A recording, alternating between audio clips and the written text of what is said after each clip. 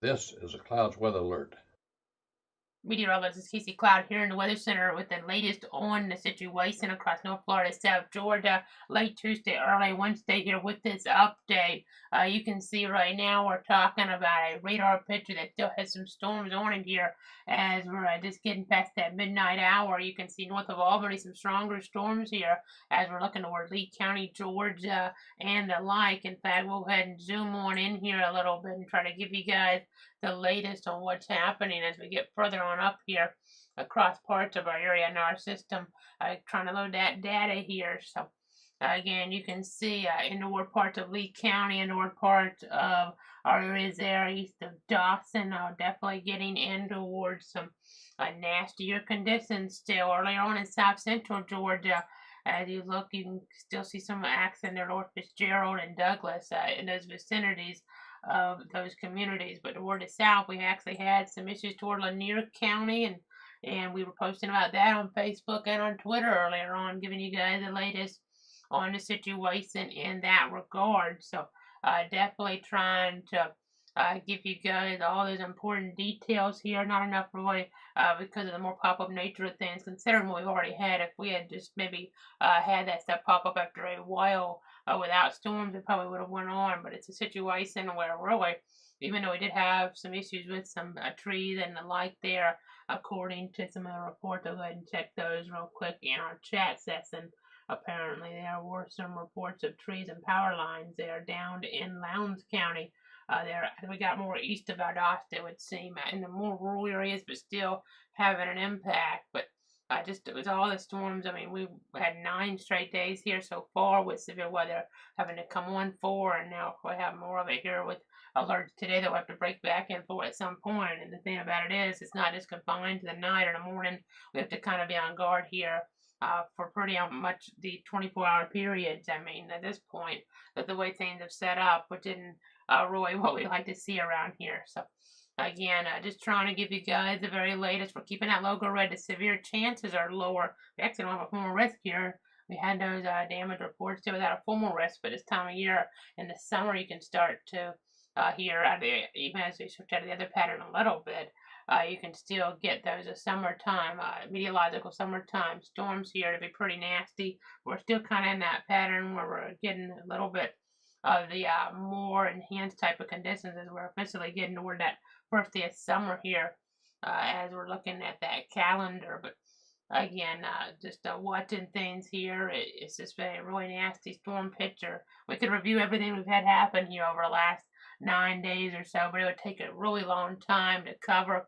And we had that flooding. I'll just kind of talk a little bit about it in Marion County there, Levy County there on that Tuesday.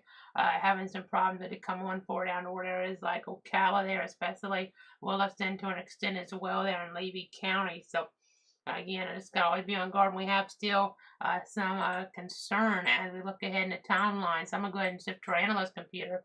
There's no real rain down there right now, which is some good news, but it could change pretty rapidly. But I do have on our other source here that flood watch that we have in play here now as we're continuing later toward that Wednesday for Gilchrist, Alachua, Putnam, and Marion counties. Got to still remain alert here to some flooding conditions that could arise. I mean, there was a report of 3.8 inches of rain over a 2-hour period there, east northeast of Ocala in Marion County. So that really tells a story. A lot of rainfall there in a short period of time, and some of those spots are a little more prone to flooding in those more urban zones. So that makes for more of a problematic situation here on our hands. So I just got to kind of be aware here. We still have flood watch in play as we're looking ahead in toward that timeline. Again, Gilchrist County, so we're talking Trenton, Bell, Gainesville, so we're talking about, of course, Alachua County there, and then we have areas of Putnam County there, so Palatka, Flora Homes in there. You kind of get the idea. And then Ocala, we have Marion County there covered as well. So again, just trying to give you that breakdown there on this type of situation as it does evolve across our region here. We're just going to have to keep giving you guys all those important and specific details here as we look ahead. So Again, just still stay tuned because we could have to come back on for flooding later on Wednesday. It might not even be that late in the day, but right now at least it is quiet down there in that part of the viewing area. So that's the good news. But we'll just continue to watch all of our Doppler scans. And now let's go ahead and go back on over to other sorts. You can see we have the stronger storms right now in the areas of southwest, south central Georgia, northern parts of that zone. We'll go ahead and just remind you of our coverage area. Of course, we cover 62 counties. Cover 62 counties here. So here's that viewpoint. We're in Bradford County, but as we're looking across the region, we're seeing some of these storms right now into Ward Lee County in Georgia and some of those surrounding zones there as well. So I just got to kind of keep our eyes up on all of those things that do transpire. We'll just keep on giving you those heads up here as they are necessary. Let's go back over to this mode. I want to go ahead even and switch on over to our other source here again. We'll switch to other source in just a moment as we try to give you some more updates on things and SPC outlook for that. Wednesday has a marginal risk in play for most of us, so still some strong and severe storms will be possible here as we look ahead here in that timeline. So there you go. That's as we're looking toward that Wednesday there. So just be aware of some strong storms still possibility. Maybe some severe chances aren't as high as they've been, but the flood chances maybe in some ways a little higher because we just had especially certain areas that we've been circled here with what's to come, and what we've just had recently toward Gainesville, Ocala, and the like. We could have more problems on our hands here. So we just got to keep our eyes on that situation. As I know right now you can't see too much from our camera, but again, giving you guys that view here. I know if we had lighting around, you would. We've had lighting on it at points, but right now, not that storyline there. So that's a little bit of good news. A little bit of good news, but again, that may not last here too long, as I've alluded to. Now, another reason I kind of want to do this from update, we haven't been able to do one lately because when this ended, we've had these tornado warning threats around even where we've had to come on, and really significant severe thunderstorm warning situations. Of course, I haven't had any tornado warnings on that Tuesday, didn't have them. We had some severe thunderstorm warnings. They weren't overwhelming, but we should have them damage here and there. But I want to talk about the tropics here too, because folks, even though I don't think there's too much of a concern right now at this moment, it can always change. But I know it's being talked about a lot here across the meteorology world. It's very unusual to see what we are seeing out there too, not just a pattern that's just absolutely bonkers here in terms of what we're seeing across our area with the storms. We've had a local threat here in play for so many days in a row because we've had a wintertime pattern kind of merge with a summertime pattern, and that's not a good recipe. Not a good recipe here across our region. So again, that's something to kind of keep in mind. But now let's go ahead and punch up the graphic source here. You can see our tropical climatology. Look in there. Right now in June, we're not supposed to have too much out there to watch. We actually have 2 areas at least. We're looking at something else maybe coming toward the Gulf here, but that's not really being outlooked here at this point. We'll pay attention just in case something changes with that. But I'm not supposed to have this much to pay attention to this time of year. But we have Brett out there with the hurricane season running through November 30th. So taking a look at that advisory from the National Hurricane Center. Some better news for Puerto Rico versus what we saw when it first was getting going there, getting a little bit better handle on things and taking that cone of concern away from Puerto Rico now. And you can see going from a tropical storm. It's a tropical storm right now, max sustained winds at 50, but then the winds will be falling here with it to make it just a tropical depression here by Saturday as it's there southeast of Jamaica. So hopefully it'll continue to fall apart, but then watch another system behind.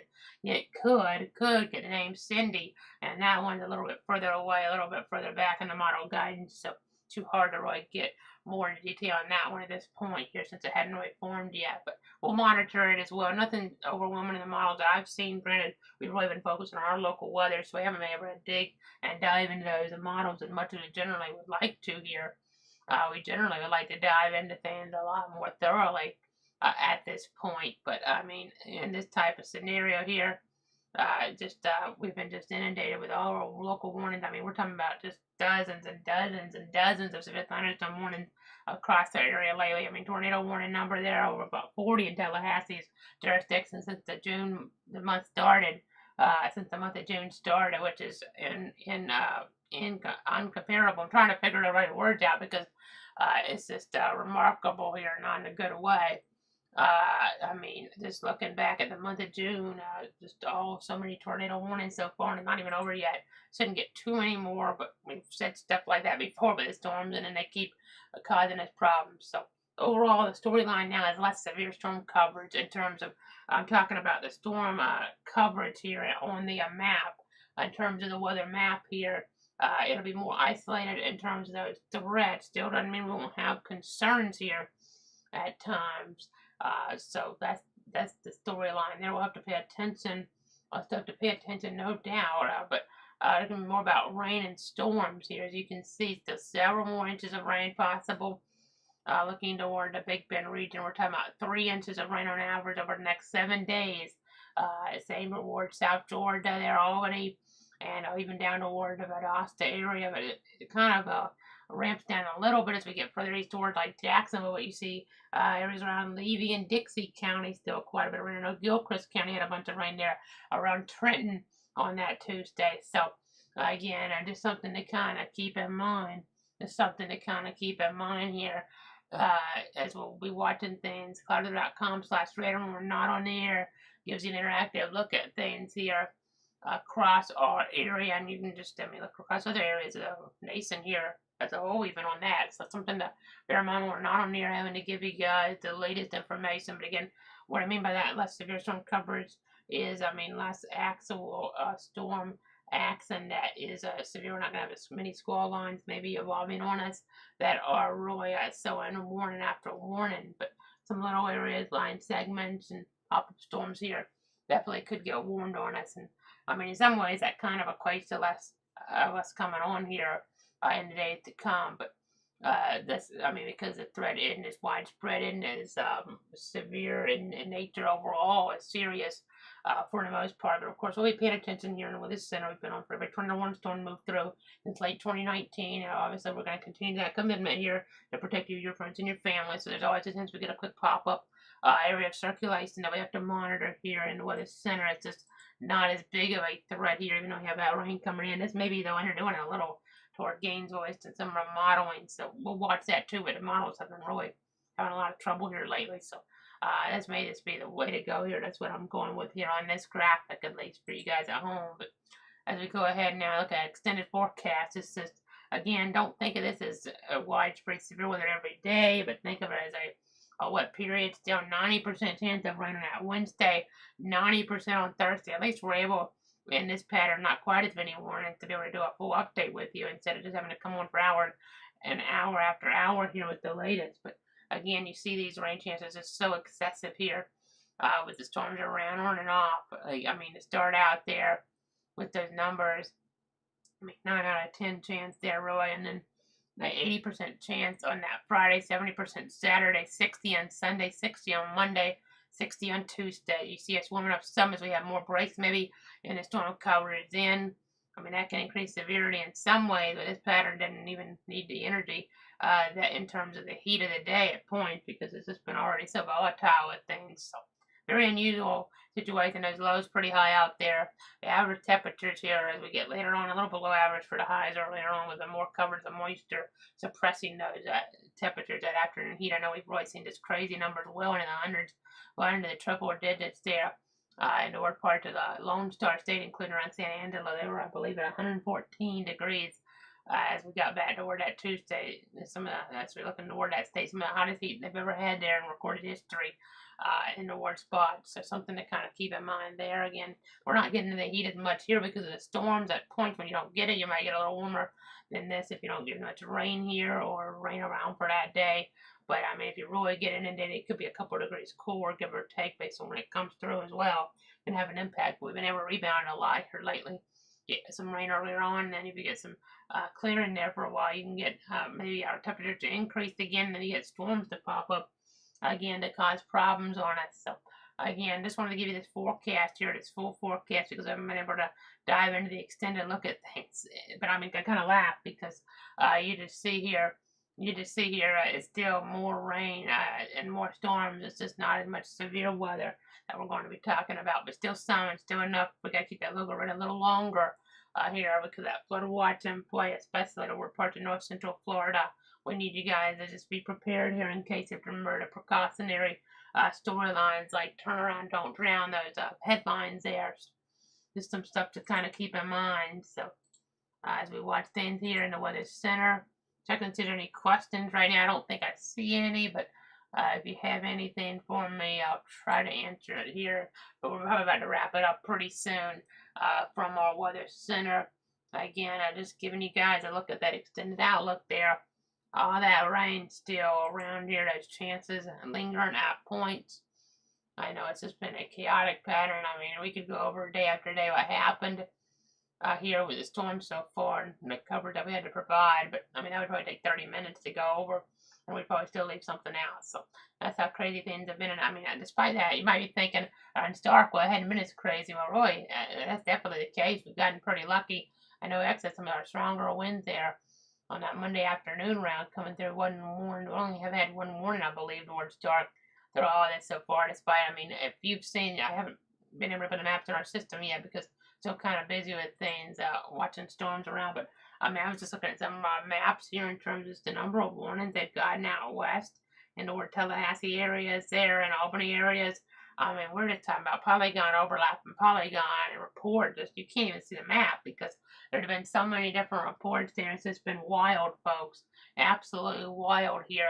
I mean, it's almost like a tropical storm type setup still. And in that case, when you get the warnings that are covering less folks, I mean, you almost just kind of I don't push the coverage as far here, so it makes things kind of tricky. And then, I mean, you still could have some damage like we've seen tonight toward Lanier, Lowndes counties, it would seem, based on the indications that we're getting. The power outage numbers are pretty high in Lanier, and I saw the reports out at Lowndes. Some of that could be kind of overlapping a little bit, but because of the power outage, just the overall services involved there, but still, kind of giving you guys an idea of what's going on here in the Weather Center as we're looking ahead now. This early Wednesday here. Again, red locals has nothing at all to do with the tropics in terms of anything that we're having to watch. It's just this pattern continues across the area. Still storms that are not what you would expect for this time of year. Especially, I mean, at this point, we're starting to get a little closer, but to what we would get for this time of year, but still not. We're not back to that normal pattern yet. So you just got to stay on guard. Remember, whenever thunder roars, go indoors, and whenever you have that water covered roadway that you're trying to go down, just turn around, don't drown. So very important information to keep in mind. But even as we look ahead later in the timeline, maybe some national severe threats further out to the north and west in the country, center of the country, that might mean that we could again start to get out into this relentless pattern here across our area, which will be some good news. So that's going to do it for now. Thanks so much for tuning in. Thanks so much for trusting me here in the Weather Center. I'm meteorologist Casey Cloud. Have a great night. We're planning to still come back with another update late Thursday. Of course, if we just get inundated with the warnings or concerns here, we can always sit that around in one of our cut-ins here. But if we don't, for whatever reason, have to come back between now and then, we'll definitely be back then in that late Thursday time frame. But we'll probably have to be back on before then at points. And if we really think we need to shift coverage around and not do a full update then because we've just been on for so long and already giving you the information you need anyway, pretty much, then we wouldn't do it. But for now, have a great night.